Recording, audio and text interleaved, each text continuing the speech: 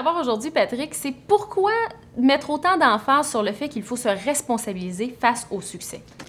Bien, ça commence là. Hein? La première étape à n'importe quel succès, c'est de dire « je suis responsable pour mes résultats ». Il y a tellement de gens qui se plaignent de nos jours. Aussitôt qu'ils ont la chance, ils se plaignent au gouvernement, à l'environnement, à leurs parents. Ils brandissent des pancartes. Mais la meilleure année de votre vie, c'est la journée que vous dites « je suis responsable de mes problèmes ». De toute façon, il y a 80% des gens qui s'en foutent carrément quand vous avez des problèmes. Ça vous donne absolument rien de se plaindre. Puis l'autre 20%, les autres, ils s'en réjouissent quand vous avez des problèmes. Alors, gardez vos problèmes pour vous autres mêmes. J'avais un professeur qui me disait à l'école, il dit « quand tu pointes quelqu'un du doigt pour trouver le coupable, par exemple. Il y en a 3 qui te repointent dans ta direction en voulant dire c'est toi le responsable. Cessez de regarder dans un télescope pour chercher le coupable. Regardez plutôt dans un miroir parce que c'est là qu'il se trouve. Et la journée que vous avez accepté vos résultats, la journée que vous vous dites je suis responsable pour mes résultats, mais c'est la meilleure année de votre vie et c'est ainsi que vous pouvez commencer à avoir n'importe quel succès.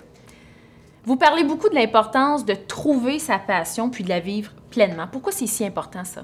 En fait, on passe la moitié de notre vie éveillée à travailler. Alors, imaginez si on se lève le matin, on a de la difficulté à aller travailler. Imaginez si, nous, le bonheur dans la vie, c'est le week-end qui ne dure que 2 jours. Donc, il faut absolument trouver sa passion dans la vie. Moi, ça fait 23 ans, 24 ans que j'étudie les gens qui ont du succès. Et tous ces gens-là éprouvent ce qu'on appelle le sentiment de satisfaction. La hiérarchie de Maslow, la pyramide des besoins, dit que le 5e besoin de tout être humain, c'est de se réaliser soi-même. Et on se réalise souvent à travers notre travail. Donc, il est important de trouver un travail qu'on aime. Et quand on aime ce qu'on fait, on veut être le meilleur dans ce qu'on fait. Et quand on est le meilleur dans ce qu'on fait, on éprouve un sentiment de satisfaction, on a beaucoup de reconnaissance de la part des gens qui sont autour de nous et on a une récompense financière également. Donc, on ne peut pas passer sa vie à faire quelque chose qu'on n'aime pas. On doit absolument trouver sa passion et si on ne l'a pas trouvé, il faut continuer à chercher parce que je pense que c'est une des plus grandes décisions avec celle de trouver un conjoint avec qui on est heureux. La deuxième plus grande décision, ça serait de trouver un travail qu'on aime, qui nous passionne.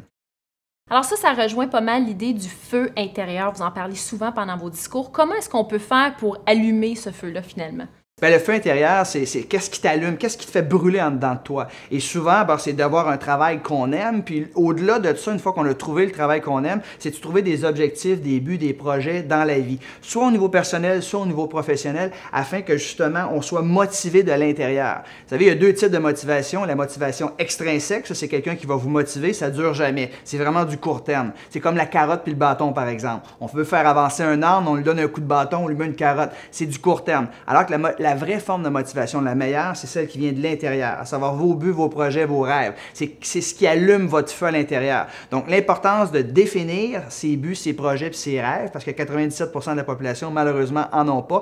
Et une fois qu'on les a définis, ce qu'on va faire 2 choses, on va les visualiser, un peu comme tous les grands athlètes olympiques font. On voit les images des choses qu'on désire avoir, faire et être dans la vie, et on va les affirmer, c'est-à-dire qu'on va répéter soir et matin, à tous les jours, pour faire en sorte que la loi d'attraction entre en jeu, parce qu'on attire à nous nos pensées, nos émotions dominantes. Donc, avoir des buts, des projets, des rêves, définitivement, ça allume le feu à l'intérieur de soi et on est auto-motivé et on n'a pas besoin de personne pour nous motiver à ce moment-là.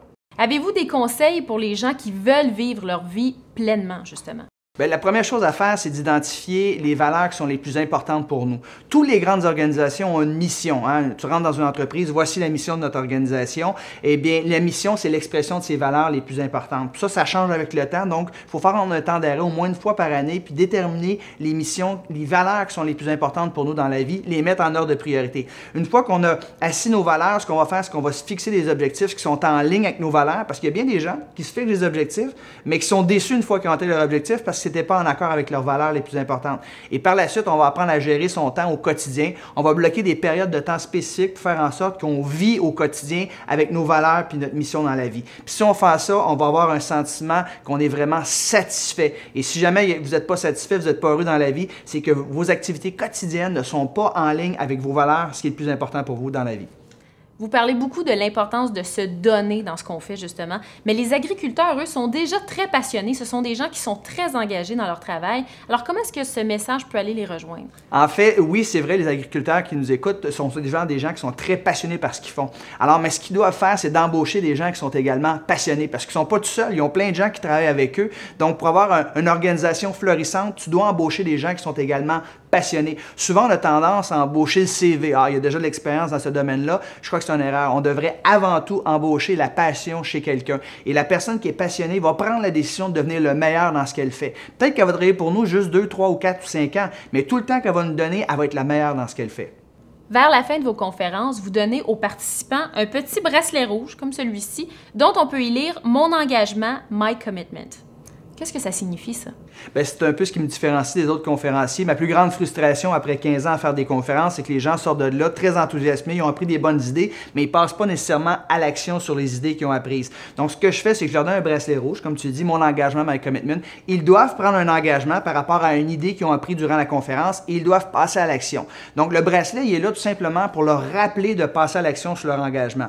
Au-delà de ça, ce que je fais, je leur demande de partager leur engagement avec un participant et de faire un suivi avec ce dernier par courriel ou par téléphone 3 semaines après la conférence. Parce qu'on dit que ça prend en moyenne 3 semaines avant qu'une habitude, on commence à y voir les bénéfices. Ce qu'il faut faire, c'est tolérer l'inconfortable pendant 3 semaines.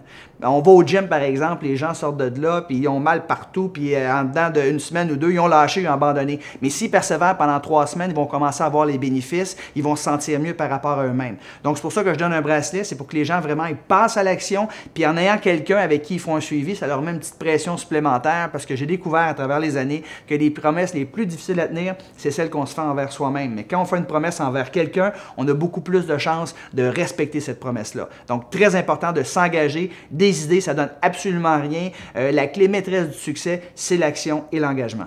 Vous terminez souvent vos conférences en parlant d'une petite anecdote d'un record Guinness. Pouvez-vous nous en parler un peu? En fait, c'est il y a très longtemps de ça, on a battu un record Guinness de la plus longue partie de hockey au monde. On a joué 24 heures et 15 minutes, puis on a ramassé des fonds pour les centres jeunesse de Montréal. Je termine souvent ma conférence avec cette histoire-là parce que je parle de l'importance de redonner. Une fois qu'on a sorti de sa zone de confort, une fois qu'on a atteint nos objectifs, je pense qu'il est important de redonner à ceux qui en ont plus de besoin. Alors moi, ce que je dis aux gens, justement, si vous avez beaucoup d'argent, donnez votre argent. Vous avez moins d'argent, donnez de votre temps, donnez de votre cœur, mais toujours donner sans attendre d'avoir quelque chose en retour. Parce que je pense que la vie est tellement bien faite, plus qu'on donne, plus que la vie nous redonne en retour. Donc, l'importance de redonner, très important. Patrick, merci. Ça fait plaisir. Si vous voulez plus d'informations, vous pouvez toujours aller sur le site web de Patrick Leroux au www.patrickleroux.com.